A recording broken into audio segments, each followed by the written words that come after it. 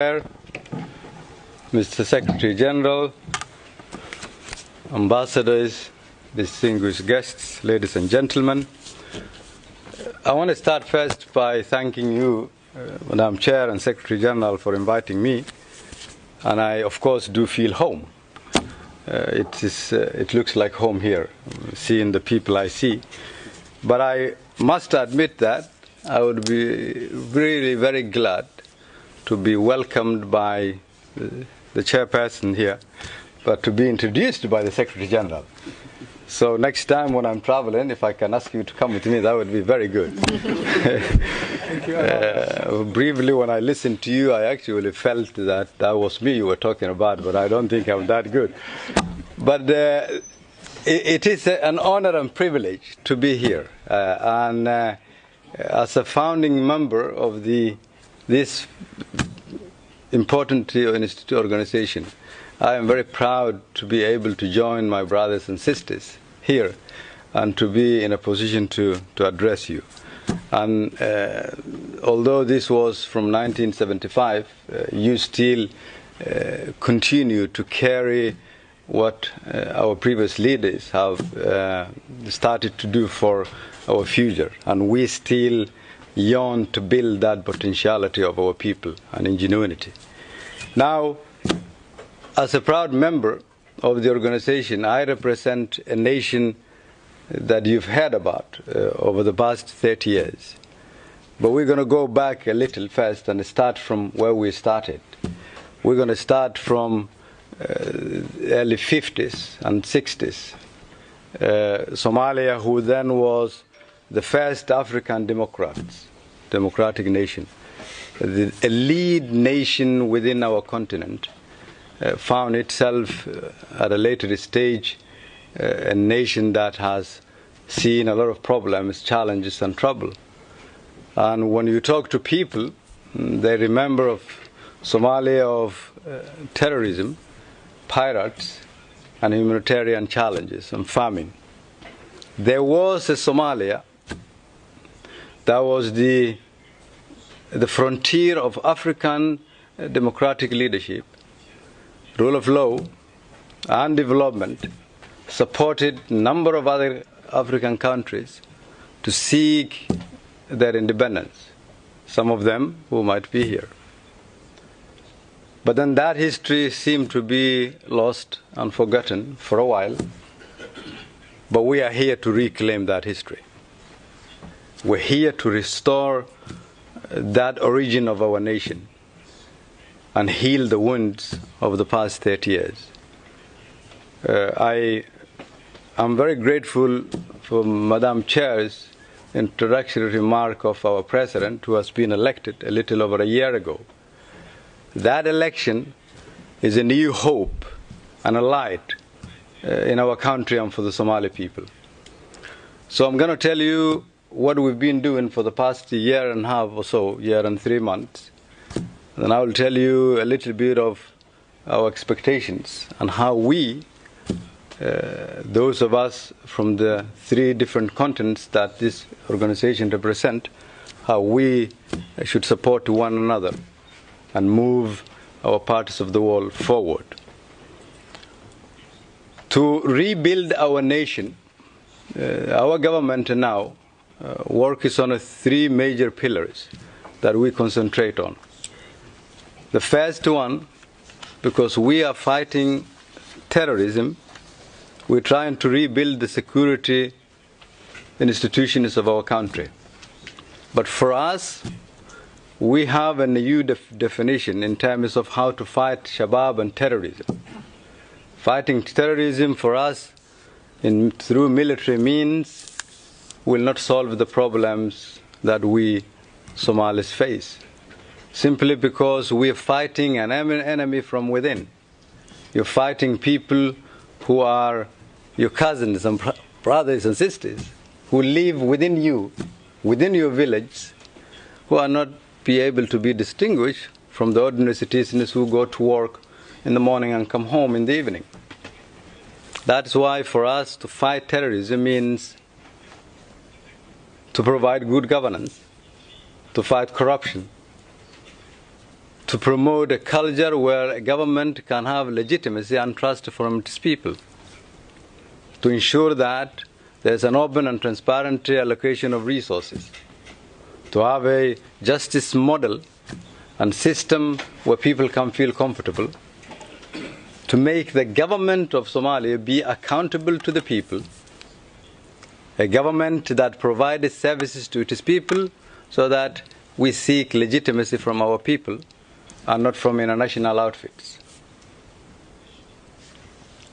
Rebuilding our nation in terms of providing security for us means seeking acceptance from our people. Security, therefore, for us means we start from scratch, build step by step, and that is what our president and the rest of the leadership of the country has been doing. And over a year now, a period of a year, we've made significant strides and continue to move that nation forward. We cannot rebuild our security institutions without mentioning our brothers and sisters from the continent, the African Union, the AMISOM, whom some of them are here. Because of them and their services to our people and the sacrifices they made for the past 10 years, Somalia see now a future that hasn't been possible 10 years ago, or even 7 or 6 years ago. They paid the ultimate price, and we don't want their sacrifices to be in vain. That is why the President and I are committed to ensure that we restore the credibility and the dignity of the Somali people, so that people know Somalia, not what it is today or what it has been over the past 30 years, but what it can be. To continue with that, we've been reforming the economy of the country because we've had a bad credit for more than 30 years. Zero access to the international financial institutions, no financial system that worked. But we had one thing that functioned in that country where nothing else to be found.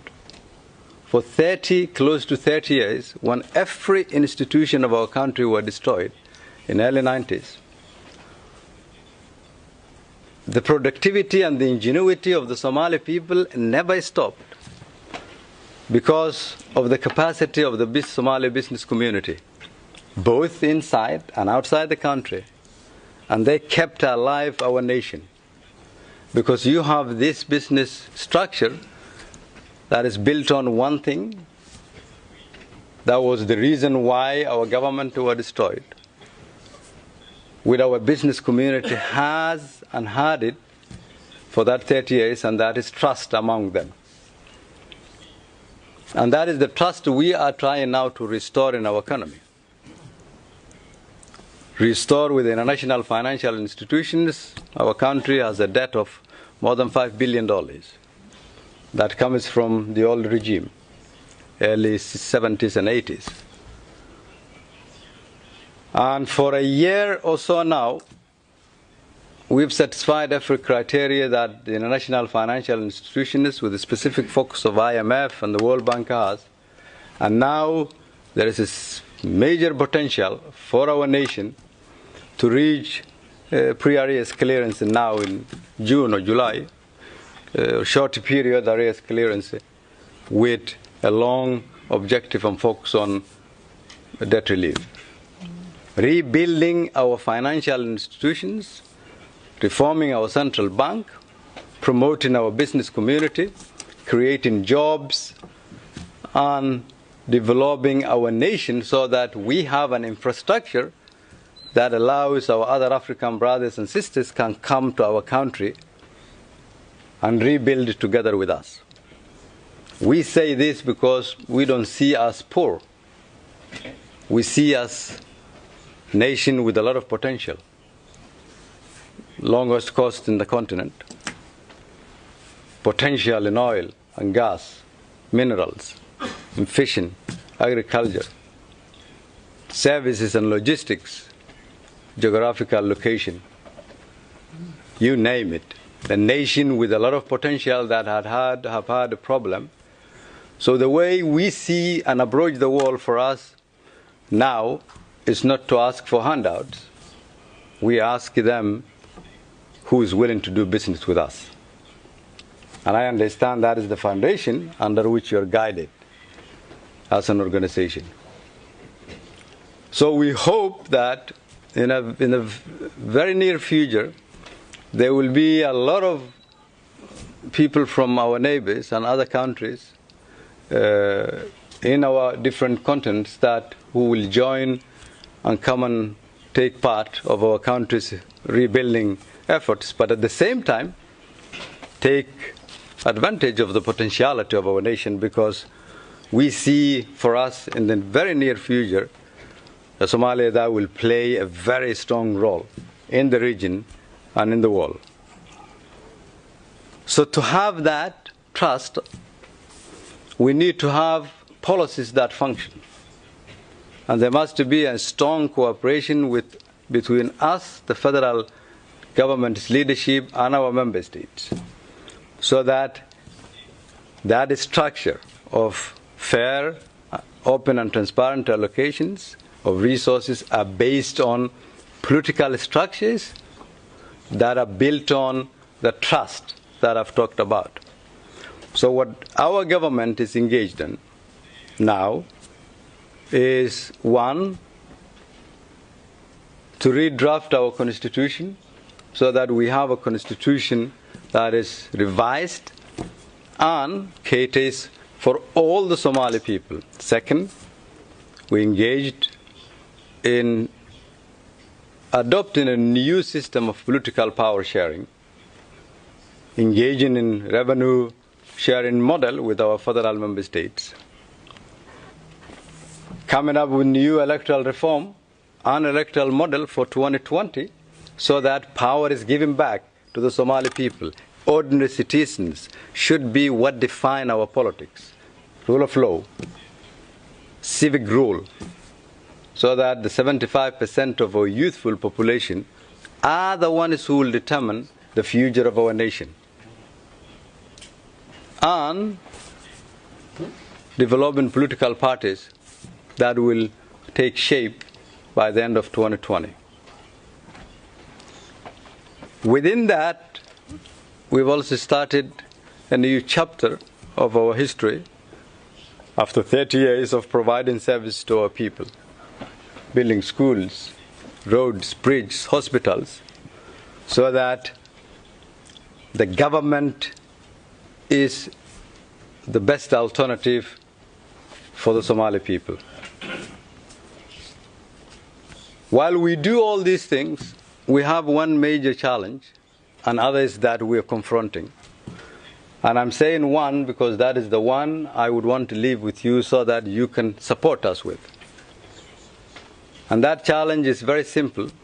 In the eyes of the world, and many individuals see Somalia for what it has been.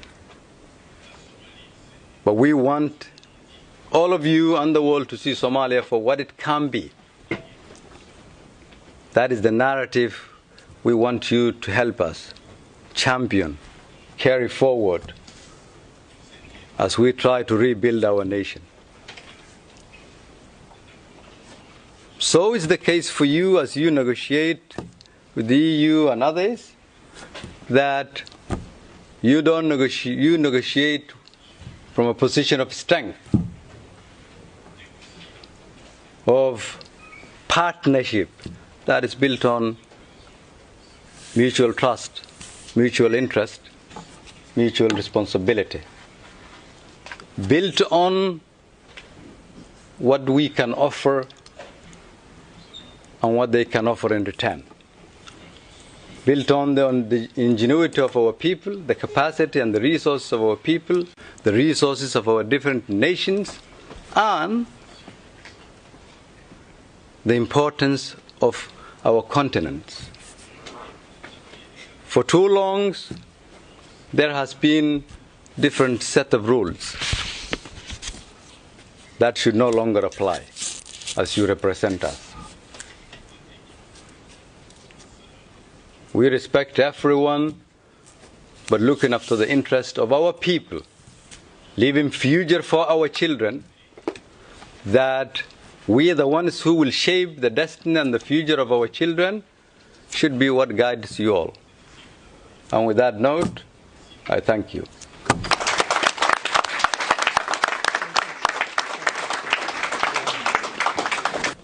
We want to thank you and your administration for the work that you are doing to take Somalia from where it is to where it could be. And on behalf of the ACP Committee of Ambassadors, we want to assure you that we stand in solidarity with you in those efforts, and we want to wish you and every member of the Somali community, both within and outside of your shores, success in what you do. Thank you so much. Thank you.